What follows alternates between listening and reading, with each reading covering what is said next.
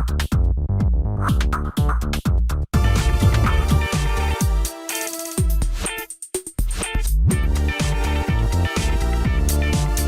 Students and welcome again to Abhyas tutorial YouTube channel. पिछले class में हम लोगों ने type of solution, concentration term के बारे में स्टडी किया था। कुछ स्टूडेंट्स ने क्वेश्चन किया है कि सुपर सैचुरेटेड सॉल्यूशन में एग्जैक्टली मॉलिक्यूलर लेवल पे क्या होता है। तो जहां तक हम लोगों ने सैचुरेटेड सॉल्यूशन, अनसैचुरेटेड सॉल्यूशन और सुपर सैचुरेटेड सॉल्यूशन को डिफाइन किया था, तो मैंने कहा था कि जब हम लोग किसी सॉल्वेंट में सॉल्यूट को डिसॉल्व करते हैं तो जब तक सॉल्यूट डिसॉल्व होता रहता है उस स्टेट में सॉल्यूशन अनसैचुरेटेड होता है। यानी कि सॉल्वेंट में कैपेबिलिटी है कि वो more and more amount of solute को डिसॉल्व कर सकता है। जब सॉल्यूट डिसॉल्व करना बंद कर दे तो उस केस में हम लोग उसे सैचुरेटेड सॉल्यूशन बोलते हैं। और जब हम लोग टेम्परेचर बढ़ा करके या हीट करके एक्स्ट्रा अमाउंट सॉल्यूट का डिसॉल्व करते हैं तो वो सुपर सैचुरेटेड सॉल्यूशन कहलाता है। तो एग्जैक्टली क्या होता है कि जब हम लोग हीट करेंगे तो मॉलिक्यूल्स का, लिक्विड मॉलिक्यूल्स का काइनेटिक एनर्जी इंक्रीज करेगा and due to increase in kinetic energy उनका इंटर मॉलिक्यूलर गैप भी इंक्रीज कर जाता है, जिसके कारण से एक्स्ट्रा अमाउंट सॉल्यूट का इजिली डिसॉल्व हो जाता है। और जब टेम्परेचर फिर से अपने ओरिजिनल टेम्परेचर के पास पहुंचता है तो जो एक्स्ट्रा अमाउंट डिसॉल्व था वो प्रेसिपिटेट के रूप में या क्रिस्टलाइज होकर के बाहर निकल जाता है। यानी कि सिंपल वे में कह सकते हैं कि टेम्परेचर बढ़ाने से इंटरमॉलिक्यूलर गैप बढ़ता है और वो एक्स्ट्रा अमाउंट ऑफ सॉल्यूट को डिसॉल्व होने में हेल्प करता है। क्लियर? तो अब हम लोग कंसंट्रेशन टर्म को आगे बढ़ाते हैं। हम लोगों ने दो तरह का कंसंट्रेशन टर्म कवर किया था पिछले क्लास में, एक टेम्परेचर डिपेंडेंट और एक टेम्परेचर इंडिपेंडेंट। दोनों में टोटल चार टाइप मैंने आपको बताया था। तो हम लोग कंसंट्रेशन टर्म को अब आगे बढ़ा रहे हैं। स्टार्ट करते हैं परसेंटेज बाय वॉल्यूम से। इसको आप परसेंटेज V बाई V के रूप में भी रिप्रेजेंट कर सकते हैं। परसेंटेज डिफाइन कैसे करते हैं? तो हम लोग सिंपली परसेंटेज को 100 के रिस्पेक्ट में डिफाइन करते हैं। तो आप ऐसे सोचो कि 100 ml सॉल्यूशन में जितने ml किसी भी सॉल्यूट के डिसॉल्व हो वही परसेंटेज बाय वॉल्यूम या परसेंटेज V बाई V कहलाता है। आप कह सकते हैं it is defined as the volume of solute in ml present in 100 ml of the solution. अगर हम लोग इसको मैथमेटिकली लिखें तो सिंपली परसेंटेज को हम लोग लिखते हैं अपना बाई टोटल इंटू 100। यानी कि अगर हम लोग परसेंटेज बाय वॉल्यूम को सॉल्यूट के रिस्पेक्ट में लिखेंगे then it is equal to volume of solute by volume of solution into 100। या अगर सॉल्वेंट के रिस्पेक्ट में लिखते हैं तो this is equal to volume of solvent by volume of solution into 100। ध्यान रखना है परसेंटेज कंसंट्रेशन को दोनों कंपोनेंट के रिस्पेक्ट में लिखा जा सकता है, सॉल्यूट के रिस्पेक्ट में भी, सॉल्वेंट के रिस्पेक्ट में भी। ओके, अब थोड़ा सा इसके न्यूमेरिकल पॉइंट ऑफ व्यू से मीनिंग को देख लेते हैं। एग्जाम्पल से क्लियर करना। अगर मैं लिख रहा हूं 10% V by V HCl solution, मैंने ऐसे रिप्रेजेंट किया है। इसका मीनिंग क्या होगा? इसका मीनिंग ये होगा कि 100 ml सॉल्यूशन में 10 ml HCl का डिसॉल्व है। यानी कि आप कह सकते हैं 10 ml of HCl is dissolved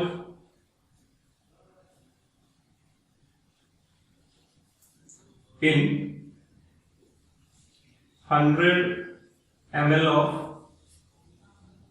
solution।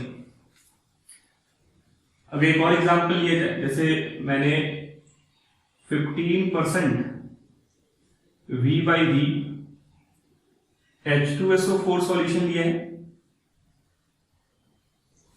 और वॉल्यूम ऑफ सॉल्यूशन को मैंने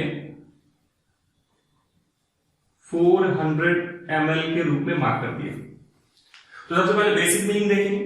यहां से ये क्लियर हो रहा है कि सर अगर 100 ml सॉल्यूशन होगा तो 100 ml सॉल्यूशन में H2SO4 15 ml मौजूद होगा। तो अगर हम लोग इसी के कॉरस्पॉन्डिंग सॉल्यूशन का वॉल्यूम 400 ml ले लें तो हमारे पास H2SO4 का वॉल्यूम जो है वो 15 into 4 यानी कि 60 ml के बराबर हो जाएगा। यानी कि इस डेटा से हमको इंफॉर्मेशन मिल रहा है कि volume of H2SO4 is equal to 60 ml। अब हम लोग एक और टर्म जानते हैं कि वॉल्यूम एक्सटेंसिव प्रॉपर्टी होता है। एक्सटेंसिव प्रॉपर्टीज कहने का मतलब वो simple mathematical law of addition subtraction को फॉलो करता है।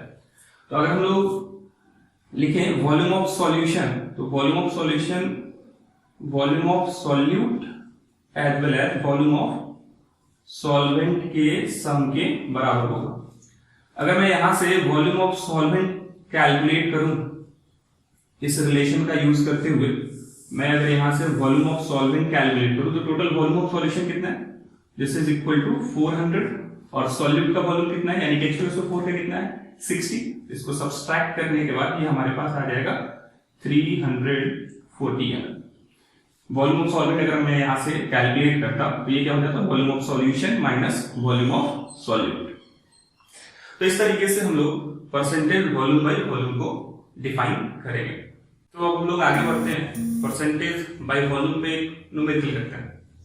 जैसे मैंने यहाँ पे इक्वेशन दिया है, how many ml of ethanol should be added in 250 ml of water to obtain a solution containing 80% by volume of solvent. Question कह रहा है कि कितना ml इथेनॉल का 250 ml वाटर में डिसॉल्व किया जाए जिससे 80% बाई वॉल्यूम सॉल्यूशन ऑब्टेन किया जा सके।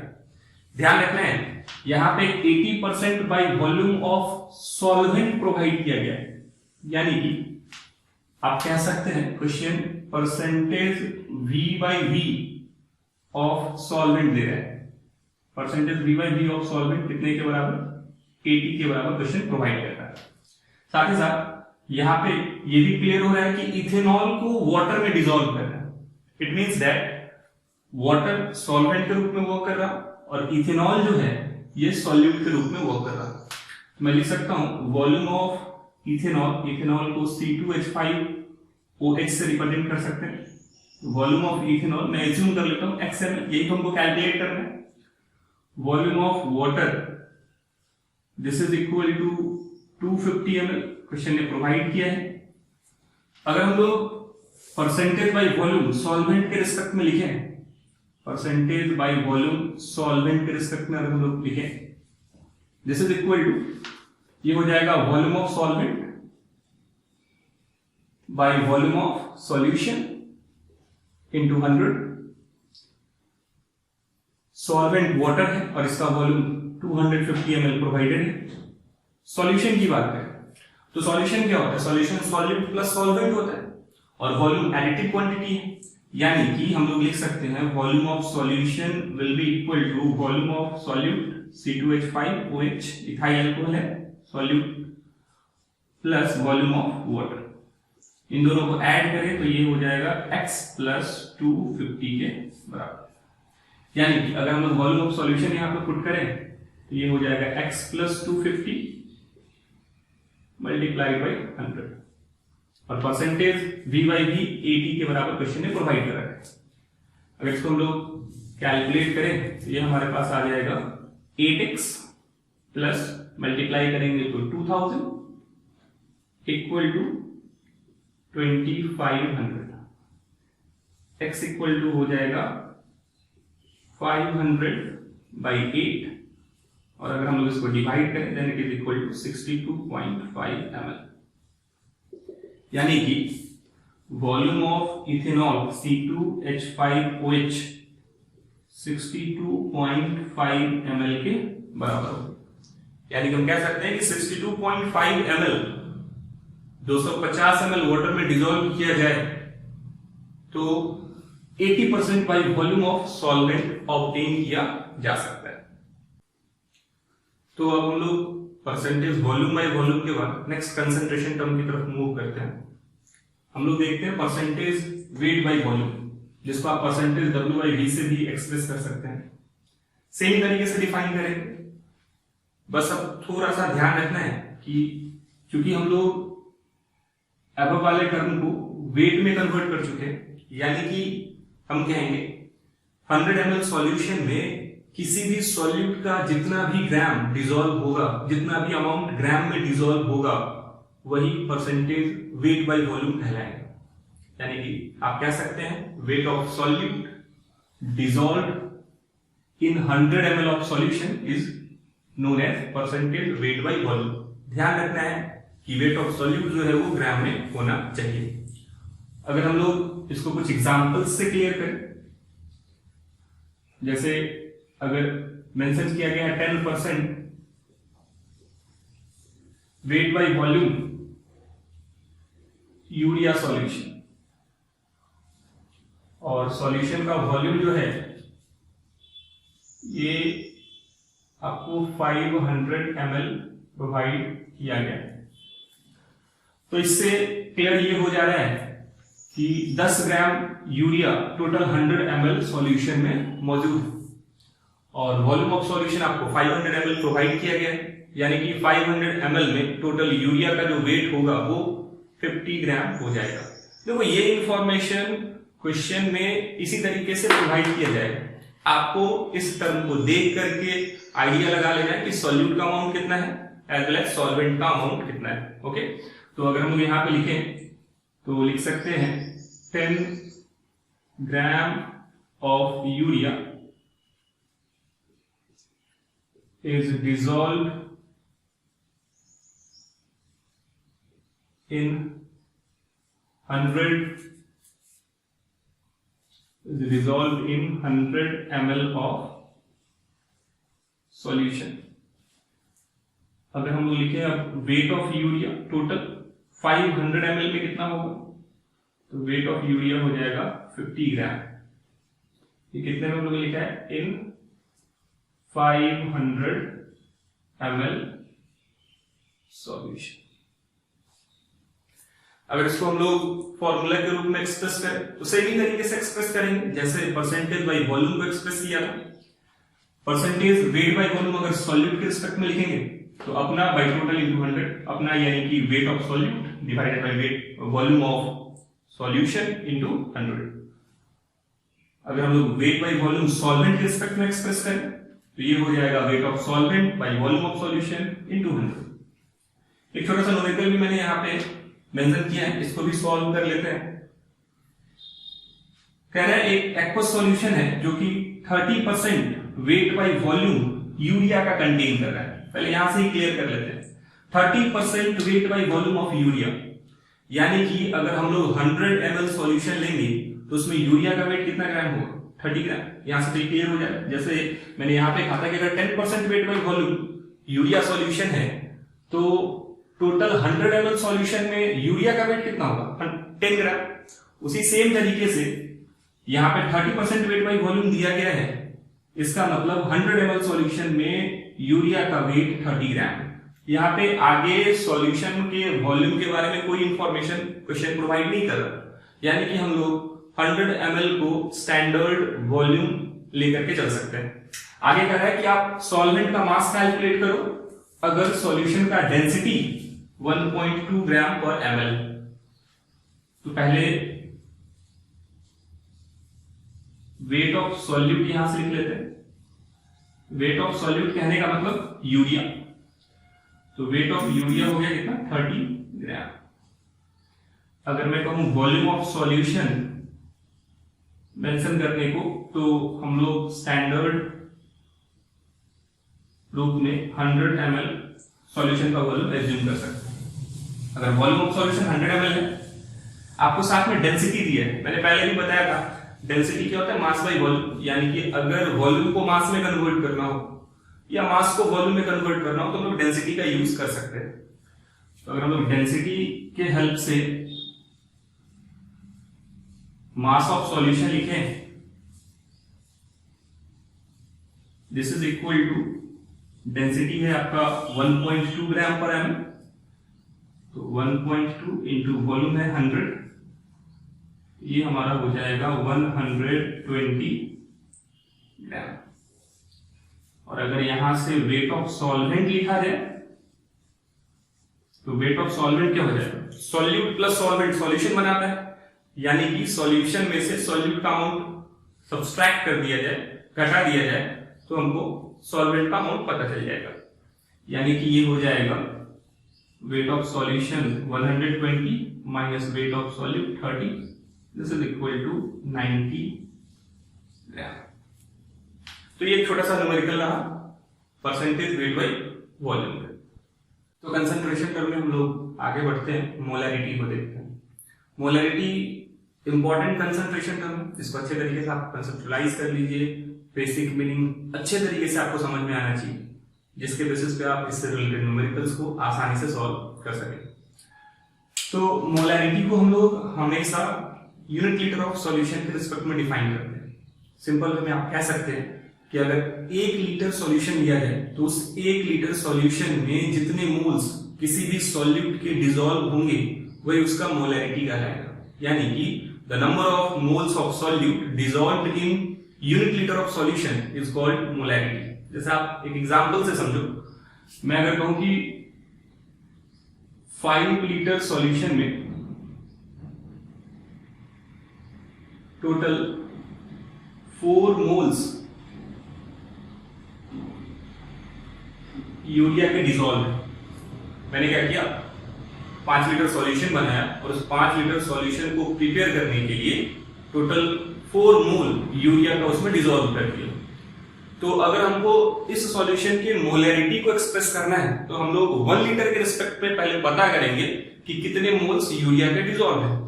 यानी कि अगर मैं इसको 1 लीटर सॉल्यूशन के रिस्पेक्ट में लिखता तो 1 लीटर सॉल्यूशन में टोटल 4/5 मोल्स यूरिया के मौजूद होते हैं। यानी कि अगर हमसे पूछा जाए कि सॉल्यूशन का मोलैरिटी कितना था, then molarity is equal to 4/5 that is 0.8 के बराबर।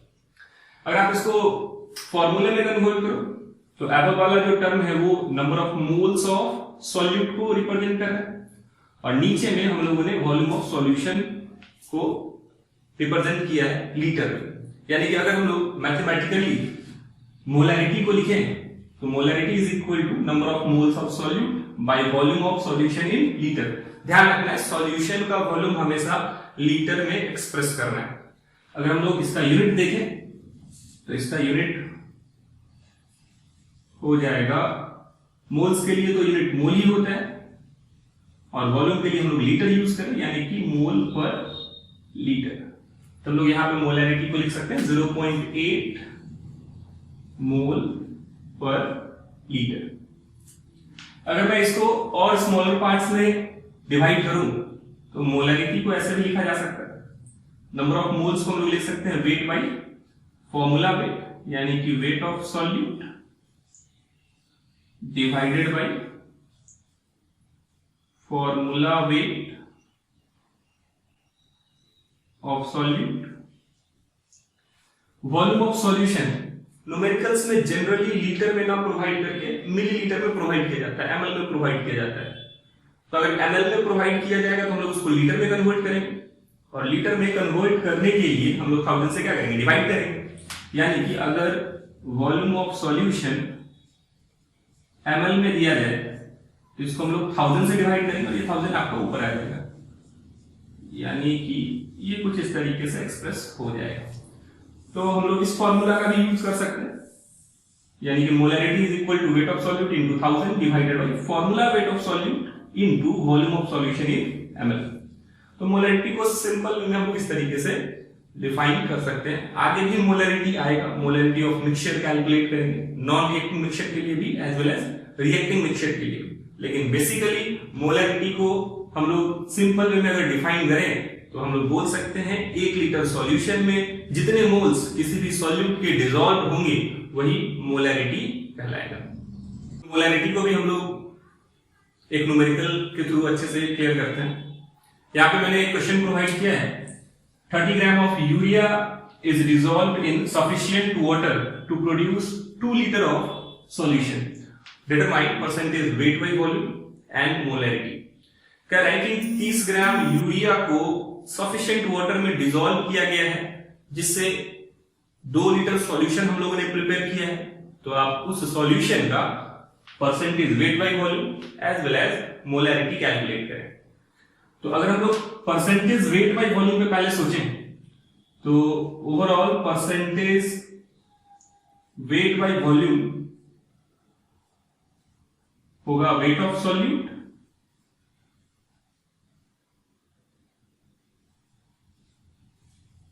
by volume of solution into 100।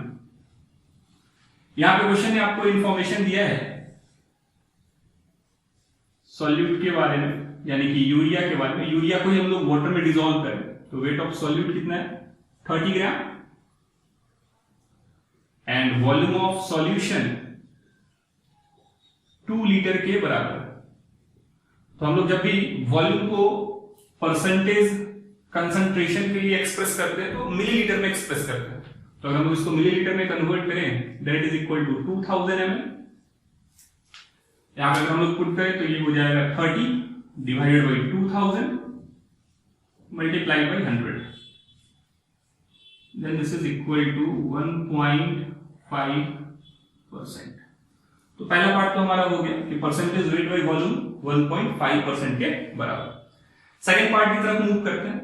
तो सेकेंड पार्ट के लिए हमको कैलकुलेट करना है मोलैरिटी, और मोलैरिटी के लिए हम लोग सबसे पहले क्या कैलकुलेट करेंगे, number of moles of solute, और नंबर ऑफ मोल्स होता है वेट बाई फॉर्मूला पे। पहले मैं आपको बता दूं यूरिया का फॉर्मूला CONH2 होल ट्वाइस के बराबर होता है। अगर हम लोग इसका फॉर्मूला वेट कैलकुलेट करें तो कार्बन का एटॉमिक मास 12, ऑक्सीजन का 16, यानी कि ये हो जाएगा 28 प्लस नाइट्रोजन का 14 और 2 हाइड्रोजन का 2 हो जाएगा, तो 14 प्लस 2 16 मल्टीप्लाइड बाई 2 यानी कि 32। तो इसका फॉर्मूला वेट आ जाएगा 60। अगर हम लोग नंबर ऑफ मोल यूरिया का कैलकुलेट करें तो number of moles of urea हो जाएगा given weight 30 by formula wait 60, यानी कि ये हमारे पास आ जाएगा 1/2 के बराबर। और अगर मोलैरिटी कैलकुलेट करें तो molarity is equal to number of moles of solute divided by volume of solution. और वॉल्यूम ऑफ सॉल्यूशन ध्यान रखना है यहां पे हम लोग लीटर में एक्सप्रेस करते हैं। तो ये हो जाएगा number of moles of solute 1/2 और वॉल्यूम ऑफ सॉल्यूशन 2 के बराबर, दिस इज इक्वल टू 1/4 यानी कि 0.25। तो सॉल्यूशन का जो मोलैरिटी है ये 0.25 मोल पर लीटर के बराबर आ रहा है, 0.25 मोल पर लीटर। टर्म की तरफ परसेंटेज बाय वेट को कवर करना है। परसेंटेज बाय वेट या इसको आप परसेंटेज W/W भी कह सकते हो। सेम ही तरीके से हम लोग इसको भी डिफाइन करेंगे, जैसे पहले हम लोगों ने परसेंटेज बाय वॉल्यूम को या परसेंटेज वेट बाय वॉल्यूम को डिफाइन किया था। सिंपल वे में आप कह सकते हैं कि अगर 100 ग्राम सॉल्यूशन लिया जाए, क्योंकि ये परसेंटेज बाय वेट है तो हम लोग सॉल्यूशन के अमाउंट को ग्राम में रिप्रेजेंट करेंगे। तो अगर 100 ग्राम सॉल्यूशन लिया जाए तो उस 100 ग्राम सॉल्यूशन में जितने ग्राम किसी भी सॉल्यूट के डिसॉल्व होंगे वही क्या कहलाएगा, परसेंटेज बाय वेट कहलाएगा या परसेंटेज W/W कहलाएगा। अगर हम इसको मैथमेटिकली लिखे तो परसेंटेज को हम लोग सिंपली लिख सकते हैं अपना बाई टोटल इंटू 100, यानी कि अगर परसेंटेज W/W सॉल्यूट के रिस्पेक्ट में लिखा जाए तो ये हो जाएगा weight of solute by weight of solution into 100। और इसी सेम तरीके से अगर आप सॉल्वेंट के रिस्पेक्ट में लिखें,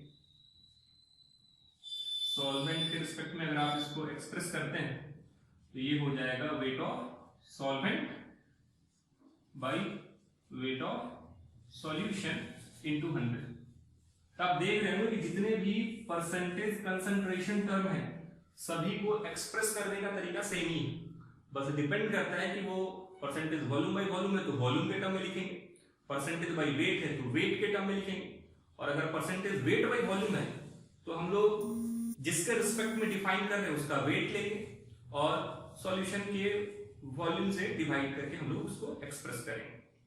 अभी तक जो भी कंसंट्रेशन टर्म हम लोगों ने पहले कवर किया था वो सभी कंसंट्रेशन टर्म टेम्परेचर डिपेंडेंट थे।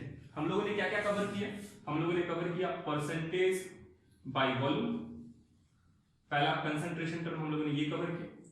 फिर हम लोगों ने कवर किया परसेंटेज वेट बाय वॉल्यूम, फिर हम लोगों ने कवर किया मोलैरिटी। इन तीनों में एक सिमिलैरिटी थी कि ये तीनों टेम्परेचर डिपेंडेंट कंसंट्रेशन टर्म, यानी कि टेम्परेचर अगर चेंज करेगा तो इनका वैल्यूज भी चेंज करेगा, यानी कि ये टेम्परेचर डिपेंडेंट है।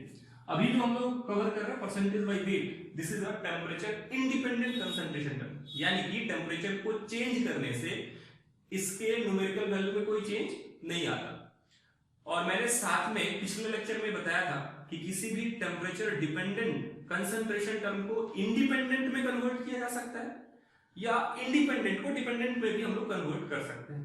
एक एक्स्ट्रा इंफॉर्मेशन पता होना चाहिए हमको, जो कि डेंसिटी ऑफ सॉल्यूशन था। मैंने कहा था कि density mass as well as volume को आपस में रिलेट करता है, यानी कि अगर हम परसेंटेज बाय वेट को परसेंटेज वेट बाय वॉल्यूम के साथ कनेक्ट करें तो इसको हम लोग आपस में रिलेट कर सकते हैं। देखते हैं, डेंसिटी ऑफ सॉल्यूशन लिखूं अगर मैं, तो डेंसिटी ऑफ सॉल्यूशन क्या हो जाएगा? This is equal to weight of solution by volume of solution. हमारे लिए मास वेट एक ही होगा, कभी मैं मास लिखूं या वेट के रूप में लिखूं तो इससे कंफ्यूज नहीं करना है। ओके, केमिस्ट्री में mass as well as weight same ही होता है। तो अगर मैं डेंसिटी को एक्सप्रेस करूं तो ये हो जाएगा weight of solution by volume of solution, यानी कि अगर वेट ऑफ सॉल्यूशन को लिखा जाए तो वेट ऑफ सॉल्यूशन हो जाएगा volume of solution into density of solution. इस तरीके से हम लोग लिख सकते हैं। अगर मैं इस टर्म में वेट ऑफ सॉल्यूशन को इससे रिप्लेस कर दूं तो ये हमारा हो जाएगा percentage W by W equal to weight of solute divided by weight of solution की जगह पे हम लोग लिख सकते हैं volume of solution into density of solution multiplied by 100, यानी कि ये हो जाएगा weight of solute by volume of solution into 100 into density को मैं इधर सेपरेट कर दे रहा हूं divided by density of solution.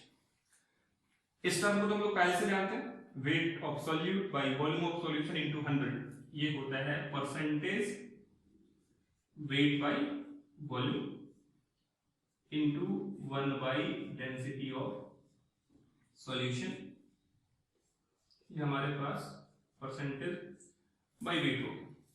अगर मैं इसी को मैं ऊपर लिख रहा हूं यहां पे, अगर मैं इसी को सिस्टमैटिकली लिखूं तो डेंसिटी ऑफ सॉल्यूशन को इस तरफ भेज सकते हैं, यानी कि हमारा जो रिलेशन होगा ये आ जाएगा percentage W by V is equal to percentage W by V equal to क्या हो जाएगा percentage weight by weight into density of solution. तो ये एक रिलेशन हो गया percentage weight by weight as well as percentage weight by volume के बीच में, ये आपको याद होना चाहिए।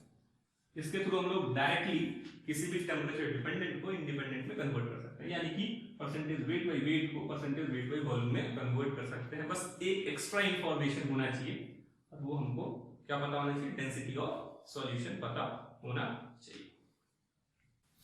तो percentage by weight as well as पिछले कंसंट्रेशन टर्म पे भी कुछ न्यूमेरिकल्स हम लोग कवर कर लेते हैं। आपसे रिक्वेस्ट है कि जो भी टॉपिक मैं पढ़ाऊं तो उसके बाद मैं न्यूमेरिकल जरूर कराऊं, तो आप थ्योरी के बाद वीडियो को थोड़ी देर के लिए स्टॉप करिए, न्यूमेरिकल्स को पढ़िए और खुद से ट्राई कीजिए, खुद से अटेम्प्ट कीजिए उसे सॉल्व करने का। अगर वो सॉल्व ना हो तो फिर फर्दर आप लेक्चर्स का हेल्प लेकर के उसको सॉल्व करें। ठीक है, लेकिन फर्स्ट अटेम्प्ट आपका होना चाहिए। आप क्वेश्चन को पढ़े, आपको क्या इन्फॉर्मेशन मिल रहा है, आप किस तरीके से उसको स्टार्ट करते हैं, किस तरीके से आप अटेम्प्ट लेते हैं, वो ज्यादा इंपॉर्टेंट है।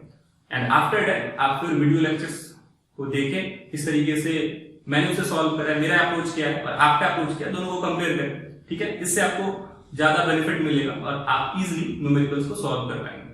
ठीक है, तो हम लोग यहाँ पे स्टार्ट कर रहे हैं एक न्यूमेरिकल से। 5 mole of glucose are dissolved in sufficient water to make 2 liter of solution. If density of resulting solution is 1.5 gram per ml, then calculate percentage weight by volume, percentage weight by weight, as well as molarity. 3 concentration term हमको calculate करने के लिए कहा गया है। पहला है percentage weight by volume, बताओ टेम्परेचर डिपेंडेंट या independent? Dependent. Percentage weight by wait independent. Molarity dependent. ठीक है, ये तो मैंने जनरल एक छोटा सा रिवीजन कर दिया आपका कि कौन सा कंसंट्रेशन टर्म कैसा है। तो जो इंफॉर्मेशन प्रोवाइड किया गया है उसको हम लोग पहले लिख लेते हैं। तो हमको नंबर ऑफ मोल्स ग्लूकोज का दे दिया गया। ग्लूकोज का फॉर्मूला होता है C6H12O6। तो number of moles of glucose कितना है? 5। क्योंकि percentage weight by volume calculate करना है as well as percentage weight by weight भी कैलकुलेट करना है, तो पहले से ही हम लोग सॉल्यूट का वेट कैलकुलेट कर लेते हैं। ठीक है, तो नंबर ऑफ मोल्स क्या होता है? Given weight by formula weight. तो मैं लिख सकता हूं this is equal to weight of glucose C6H12O6 by formula weight. तो फॉर्मूला वेट अगर इसका कैलकुलेट करें तो कार्बन का एटॉमिक मास होता है 12 into 6 कितना हो जाएगा? 72 प्लस हाइड्रोजन का टोटल हो जाएगा 12 और ऑक्सीजन का 16 into 6 यानी कि 96। अगर हम उसको ऐड करें then it is equal to 180। तो इसका फॉर्मूला वेट आ गया 180 के बराबर। कुछ इंपॉर्टेंट सॉल्यूट्स जैसे ग्लूकोज, यूरिया, शुगर, इन सभी का फॉर्मूला वेट आपको याद ही होना चाहिए। न्यूमेरिकल्स में जैसे ही ये सॉल्यूट्स यूज किए थे आप डायरेक्ट उसका फॉर्मूला वेट पुट करो और फिर आगे बढ़ो। ठीक है, इक्वल टू ये हमारे पास कितने बराबर हो जाएगा? 5 के बराबर, यानी कि वेट ऑफ ग्लूकोज C6H12O6 हो जाएगा 900 ग्राम। साथ साथ हमको वॉल्यूम ऑफ सॉल्यूशन प्रोवाइड किया गया है, मैं यहां पे ही मेंशन कर दे रहा हूं। वॉल्यूम ऑफ सॉल्यूशन कितना है? 2 लीटर। 2 लीटर यानी कि इसको ml में कन्वर्ट करें तो ये हमारे लिए कितना हो जाएगा? 2000 ml के बराबर। पहला कंसंट्रेशन टर्म कैलकुलेट करते हैं, परसेंटेज वेट बाय वॉल्यूम। तो मेरे ख्याल से आपको याद होगा परसेंटेज वेट बाय वॉल्यूम क्या होता है? Weight of solute by volume of solution into 100। तो हम लोग ऊपर अगर वेट ऑफ सॉल्यूट पुट करें then it is equal to 900 gram, volume of solution 2000 ml into 100। ये हमारे पास आ जाएगा 45% के बराबर। सेकेंड हम लोग कैलकुलेट करें percentage weight by wait. Percentage weight by wait, तो अभी हम लोगों ने जस्ट देखा था, एक हमारे पास रिलेशंस आया था कि परसेंटेज वेट बाय वॉल्यूम जो है ये होता है percentage weight by weight into density of solution. तो उसका भी हम लोग यूज कर सकते हैं। तो अगर मैं इसको कैलकुलेट करूं तो मैं लिख सकता हूं कि sir percentage weight by volume is equal to percentage weight by weight into density of solution. तो परसेंटेज वेट बाय वॉल्यूम हमने कैलकुलेट करा है 45, ये हमको कैलकुलेट करना है परसेंटेज वेट बाय वेट। और डेंसिटी ऑफ सॉल्यूशन जो है ये क्वेश्चन ने प्रोवाइड किया 1.5 ग्राम पर ml। अगर हम लोग परसेंटेज बाय वेट कैलकुलेट करें, W by W कैलकुलेट करें, ये हो जाएगा 45 by 1.5 यानी कि ये 30 के बराबर होगा। तो परसेंटेज वेट बाय वेट जो है ये 30% के बराबर है। And the third term is molarity. तीसरा हमको मोलैरिटी कैलकुलेट करना है। अगर मोलैरिटी को कैलकुलेट करें तो मोलैरिटी इक्वल टू क्या होता है? Number of moles upon volume of solution. Number of moles upon volume of solution. Volume of solution litre में रखते हैं, नंबर ऑफ मोल्स क्वेश्चन ने प्रोवाइड किया ही है, कितने मोल्स हैं? 5 मोल्स। और वॉल्यूम ऑफ सॉल्यूशन क्वेश्चन ने दिया है 2 लीटर। यानी कि ये हमारे पास आ जाएगा 2.5 मोल पर लीटर। एक ही कंसंट्रेशन टर्म को आप डिफरेंट तरीके से कैलकुलेट कर सकते हैं। आप सबसे सिंपलेस्ट मेथड को फॉलो करें जिससे आप न्यूमेरिकल्स को इजीली सॉल्व कर पाए। ठीक है।